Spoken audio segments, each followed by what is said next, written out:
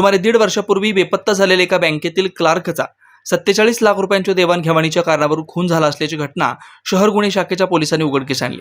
या प्रकरणी शहर गुन्हे शाखेच्या पोलिसांनी एका बोगस डॉक्टरला अटक केली असून त्या सांगोला पोलीस ठाण्याच्या स्वाधीन करण्यात आले।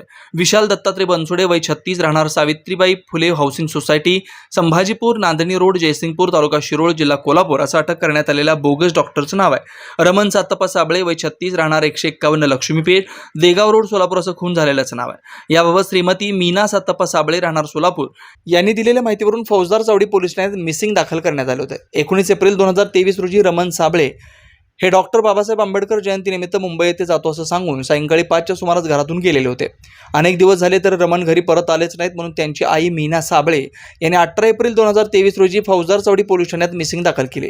अनेक महिने झाले तरी या मिसिंगचा तपास होत नव्हता म्हणून मीना साबळे यांनी पोलीस आयुक्तांना भेटून शोध करण्याची विनंती केलेली होती। त्यावरून पोलीस आयुक्तांनी या मिसिंगचा तपास गुन्हे शाखेकडे वर्ग केला होता। याचा तपास करताना शहर गुन्हे शाखेच्या पोलिसांनी रमण साबळे याच्या मोबाईल क्रमांकाची तांत्रिक माहिती व बँक व्यवहाराचा सखोल अभ्यास केला। तसेच मीना साबळे रमण साबळेंची पत्नी भाऊ रमण कामास असलेल्या बँकेत मित्राकडे सखोल चौकशी केली।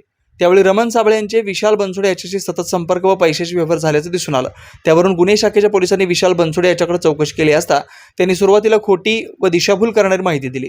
त्यामुळे पोलिसांचा संशय बळावल्यानं त्यांनी बनसोडेस ताब्यात घेऊन पोलिसी खाक्या दाखवला। त्यावेळी बनसोडेने रमणचा खून केल्याचं सांगितलं।